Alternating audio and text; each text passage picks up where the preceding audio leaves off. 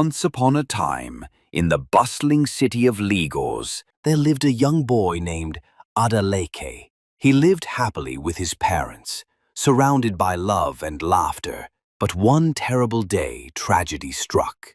Adeleke's parents were involved in a horrific car accident. The news came like a dark cloud over his world. Both his mother and father had died in the crash. Adeleke cried and cried until his eyes were sore. He couldn't believe they were gone. The house felt empty. The laughter, the hugs, the warm meals, all had vanished. He sat by the window for hours, hoping somehow they would return. But they never did. After the funeral in the village, Adeleke's grandmother, Mama Ireti, wept bitterly. Her son, Adeleke's father, had been her only child, and now Adeleke was her only grandchild.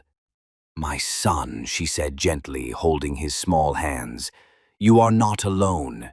You have me. You will stay here in the village with me, and I promise I will try my best to provide for you." So Adeleke began a new life in the quiet village with Mama Ireti. The village was peaceful, filled with green trees, chirping birds, and soft winds that whispered through the night. It was nothing like Lagos, where cars zoomed by and lights blinked late into the night. Here the stars were bright and the nights were calm. At first, Adeleke struggled. He missed his parents dearly. He missed his friends and his school in the city. But Mama Ireti was patient and kind. Every night she sat with him under the moonlight and told him stories to soothe his heart. Though she had no money to enroll Adeleke in school, Mama Ireti worked tirelessly. She labored on people's farms, fetched water, and even gathered firewood for the villagers, doing anything she could to earn money and take care of her grandson. She wanted to ensure that he lacked nothing and could return to school. As time passed, she also taught Adeleke how to farm, fetch water, and cook simple meals. Slowly, the village began to feel less strange to him. He started to smile again. Soon he was enrolled in the village school. He began to make new friends both in school and in the village. One day, something painful happened. Adeleke was punished in school for not paying his school fees. He walked home with tears streaming down his cheeks, his heart heavy with shame and sadness. When Mama Ireti saw him crying, her heart broke into pieces. "Oh, my son, what happened? Why are you crying?"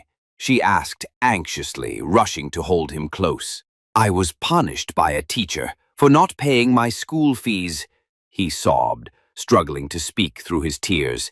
Mama Ireti began to cry too. She hugged him tightly and rocked him gently. "I'm so sorry, my child," she said softly. "I have been saving up for your school fees. With time, I will complete it. You will pay soon, I promise." Then her eyes filled with anger and sadness. "But that teacher had no right to punish my grandson like that. Tomorrow, I will follow you to school. I will plead with your teachers to give me more time and to never treat you like that again." The next morning, Mama Ireti wore her best wrapper and tied her headscarf tightly. They walked quietly to the school. When they arrived, she went straight to the teachers, and to everyone's surprise, she knelt down in front of them. "Please," she said with tears in her eyes, "do not punish my grandson again. I am trying my best. I will pay the fees soon. Just give me a little more time." The teachers were moved. They had never seen such a thing. They rushed to her side, gently lifting her up. "No, Mama, please get up," they said in unison. "We didn't know how hard things were for you. We won't punish your grandson again. Please don't kneel and don't cry." They led her to a bench and offered her water. One of the teachers stood up and said, "From today, Adeleke will not be punished for fees again. He is a good boy." Mama Ireti wiped her eyes and thanked them. Adeleke looked at her with new eyes. his heart full of love, respect, and deep admiration. After several years of hard work and dedication, Adeleke completed his secondary education. It was a proud moment for both him and Mama Ireti, but it also brought new worries.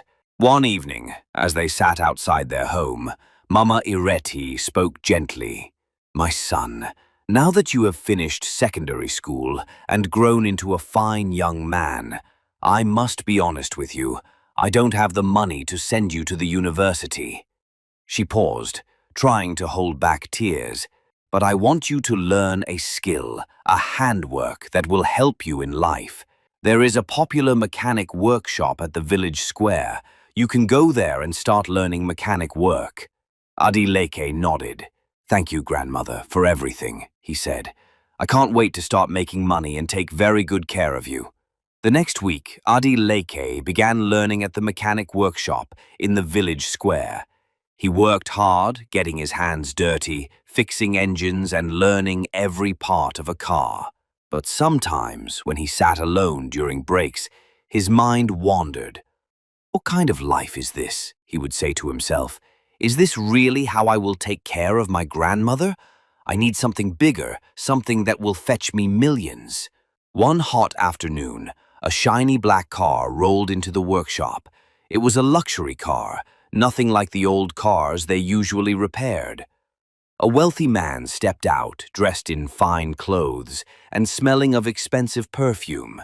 The other apprentices stared in awe, but Adeleke saw something else, a chance. As the man waited for his car to be checked, Adeleke approached him. "Excuse me, sir," he said boldly. "Please, I want to be like you. I want to have money. I need to take care of my grandmother. That woman has sacrificed so much for me. Please, sir, show me the way. I can do anything." The man looked at him and smiled. "Young man," he said, reaching into his pocket, "I like your courage." He handed him a small business card. "Call me tomorrow. I will show you how to make cool money." Adeleke took the card with both hands and bowed slightly. "Thank you so much, sir," he said, his heart racing with hope. The next day, Adeleke nervously picked up his phone and dialed the number on the card. Mr. Ibrahim answered and spoke with a warm, commanding voice. "I will forward my house address to you. Come to my house this evening. I will be waiting." When Adeleke arrived, he stood frozen in front of a massive luxury mansion. The house was grand, with sleek black cars parked outside. His eyes widened with amazement. "So this is how rich people live," he whispered to himself. Inside, the living room was more stunning than he had ever imagined. Gleaming marble floors, soft velvet couches, glittering chandeliers, and a sweet scent of wealth in the air. "Sit down," Mr. Ibrahim said calmly. Adeleke sat, still in awe. Then Ibrahim looked at him and said, "You will stay here till night. I want to take you to a place where everything is possible." Adeleke nodded eagerly. "Okay, sir." That night, as darkness blanketed the village, Mr. Ibrahim drove him to an unknown location. The car sped through lonely roads and into the deep forest until they arrived at a quiet, gated compound. Inside, Adeleke found himself standing in a dimly lit room filled with strange-looking men in dark robes, and the air smelled of smoke and secrecy. "Where am I?" he asked, uneasily. Their Grand Master spoke. His voice was deep and calm. "Welcome, young man. Welcome to the place where everything is possible with blood." Adeleke's eyes widened. "Blood?" he asked. The man nodded. "We can give you wealth, cars, power, anything you desire. But you must give something precious in return. A sacrifice." Adeleke hesitated, his heart pounding. "I can do anything to make this money," he finally said. "To become a millionaire, you must sacrifice your grandmother. All you have to do is call her name 3 times, and everything you want in life will be yours." Adeleke froze. He saw Mama Ireti's wrinkled hands, her warm smile, her tears when he cried. and all the nights she went to bed hungry just to feed him. His lips trembled. But then, driven by desperation and greed, he looked down and whispered in his heart, "I am sorry, grandmother. I have to do this. Rest in peace. You will forever be in my heart." He looked up, and with a heavy heart, called his grandmother's name 3 times. The room went silent. The leader smiled coldly. "It is done," he said. "Go and enjoy your wealth." When Adeleke returned to the village, he was greeted with heartbreaking news. His grandmother, Mama Ireti, had died. She passed away quietly in her sleep, the same night he had called her name 3 times. At her burial, people wept for the kind old woman who had worked so hard for her grandson. But Adeleke stood in silence, guilt bubbling beneath his clothes. After the funeral, he packed his things and left the village for the city. His heart was heavy, but his mind was focused on what he had been promised. And just as their grandmaster had said, his life changed quickly. Within a few months, Adeleke became a millionaire. He moved into a luxury mansion in the heart of the city. He wore fine clothes, drove expensive cars, and attracted admiration wherever he went. He hired a team of servants, a cook, a cleaner, a gardener, and a gateman.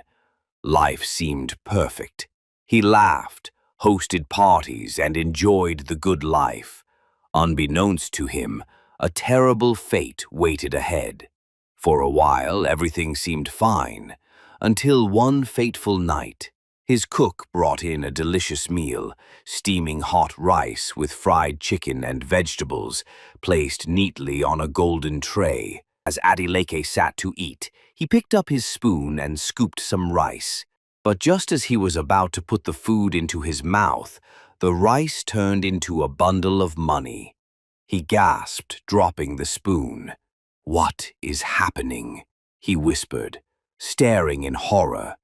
Confused, he reached for the glass of water beside him, but as the water touched his lips, it also turned into money. Fear gripped him. He tried to eat again, then a fruit. But everything, every single thing he tried to eat or drink, turned into bundles of cash. He was afraid, panting in terror. "This is strange. This is not what I asked for," he muttered, pacing the room. Hungry, weak, and frightened, Adeleke went to bed with an empty stomach that night, surrounded by wealth but starving. And so began the haunting consequences of the sacrifice he thought was a path to freedom. The next morning he woke up, feeling weak and dizzy. His stomach grumbled loudly. He immediately called out to his cook, "Bring me breakfast, quickly!" Soon, a steaming tray of breakfast with a glass of fresh juice was placed before him. He licked his lips hungrily and reached for the food. But just like the night before, everything turned into bundles of money the moment he touched them. His hands trembled. "No, not again!" he cried. He stood up, shocked and afraid. He could no longer bear it. Desperate, he picked up his phone and called Mr. Ibrahim. "Sir, something is wrong," he said, his voice shaking. "Every time I try to eat, the food turns into money. I haven't eaten since yesterday." There was a brief silence on the other end. "This is serious," Mr. Ibrahim finally said. "You need to go and see the Grand Master. Only he can explain this." Without wasting time, Adeleke got into one of his luxury cars and drove straight to the secret location where the cult's Grand Master resided. Inside the dark chamber, filled with incense and the low hum of chanting, he fell to his knees before the Grand Master. "Grand Master, please help me. I haven't eaten. Every food I touch turns into money. I am starving." The Grand Master opened his eyes slowly and said in a calm voice, "I am sorry for what you are facing, my son, but this is the doing of your late grandmother's spirit." Adeleke was surprised. "My grandmother?" he asked, barely whispering. "Yes," the Grand Master replied. Her spirit is unsettled. She sacrificed so much for you, and you betrayed her. But as for me, there is nothing I can do. What I can tell you is this: you are protected. No spirit can harm you." Adeleke's hands clenched into fists. He stood up slowly, anger and frustration boiling inside him. "With all due respect, Grandmaster, you say no spirit can harm me, but I am already being harmed. Her ghost is tormenting me. She's turning every food I touch into money. What more do you expect? As I speak to you now, I am very hungry." The Grandmaster said nothing. His eyes remained closed, his face unreadable. The silence in the chamber grew thick. Adeleke turned and stormed out, his heart pounding with fear, guilt, and regret. Weeks passed. The strange curse continued without mercy. Every food he touched, whether at home, in the market, or in a fancy restaurant, turned instantly into bundles of money. Fried rice, yam, soup, even plain water, all became cold, lifeless Naira notes the moment they touched his hands or lips. He tried everything, eating with gloves, using chopsticks, even asking others to feed him, but nothing worked. The curse followed him everywhere. One afternoon, his cook entered the dining room, just in time to witness something shocking. As he lifted a spoonful of jollof rice to his mouth, it shimmered and morphed into a neat stack of currency. The cook gasped. What did I just see? Food turned to money? Wonders shall never end. She stepped back in fear, staring at her master with wide, trembling eyes. He called his cook. "Please, can you feed me? Maybe if someone else feeds me, the food won't turn to money." The cook looked at him with pity and nodded. "All right, sir, let's try." She brought a spoonful of soft rice to his lips, hoping it would work. But the moment the spoon touched his mouth, the food instantly turned into bundles of crisp Naira notes. The cook gasped in shock. "What? It turned to money again!" She bent down and picked up the notes, her eyes widened as she counted them. "Wow, I have so much money now," she whispered, stunned but excited. Later that day, the cook gathered with the other workers outside the house. They had noticed how their boss no longer came out, how he had grown thinner by the day. With a serious look, she said, "Our boss is suffering from hunger." "Hunger?" they asked, surprised. "Yes," the cook replied. "For weeks now, any food he touches turns into money. I even tried feeding him myself, but it still turned into cash. I have been saving some money since then." But instead of being amazed, the workers looked at one another in fear. The gardener stepped back. "That means our boss is a ritualist. I don't think I can continue working here." "It's true," said the gateman nervously. "Me too. I can't stay here anymore. It's too risky. What if one day our own food starts turning into money? What if something worse happens?" One by one, fear began to grip the hearts of the servants. The mansion that once symbolized luxury was now filled with silence, suspicion, and the cold presence of death drawing nearer. Day by day, Adeleke became thinner and weaker. His once strong body was now frail, his glowing skin dull. The sparkle in his eyes was gone. He could no longer drive his luxury cars, nor attend lavish parties. His designer clothes hung loose on his bony frame. He spent most of his time lying in bed, groaning in pain. He was dying slowly and painfully of hunger, as fear spread through the mansion. One by one, the workers packed their bags and left. The gardener, the gateman, even the cleaner, all fled, unwilling to stay a moment longer in the house of a man they now believed was a ritualist. But the cook stayed behind. Despite everything, she remained loyal, not because of love or duty, but because she saw something no one else did: opportunity. Each time she attempted to feed her boss, the food turned into money, and though her master groaned in hunger, she quietly gathered the bundles, putting them in her bag. "God has remembered me," she often whispered to herself. "He is blessing me through this curse." Days passed. Adeleke grew weaker and thinner. He barely moved, barely spoke. The cook tried again and again to feed him, but his lips never tasted food again. His strength left him like the sun, disappearing behind a cloud. Then, one fateful morning, the mansion was silent. No groans, no coughing, no cries for food.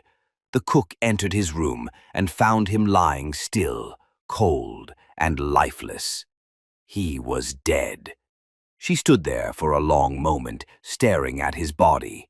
Slowly, tears rolled down her cheek. But it wasn't for her boss. She cried for the money that would no longer appear. Wiping her tears, she ran out of the mansion to alert the neighbors. "Come quickly! My master is dead!" she shouted, drawing a small crowd. But as she led them back toward the house, a horrifying sight stopped them in their tracks. The mansion was engulfed in flames. Thick, black smoke curled into the sky. Fire roared from the windows. Everything, furniture, cars, clothes, and the money she had saved, was burning to ashes. The crowd gasped. Some screamed, but the cook fell to her knees and wailed, "No, my money, my blessings, everything is gone!" But no one could go near. The fire was fierce, as though fueled by something more than wood and fuel, something angry, something from beyond. As the fire devoured the last of the once mighty mansion, the crowd stood in shock, murmuring among themselves. One man turned to the cook and said firmly, "Instead of you to thank God for bringing you out of that mansion before it caught fire, you are here crying over money." The cook wiped her face quickly, looked up to the sky and whispered, "Thank you, God, for saving my life. I am so much grateful." Then an older man stepped forward and spoke to the crowd.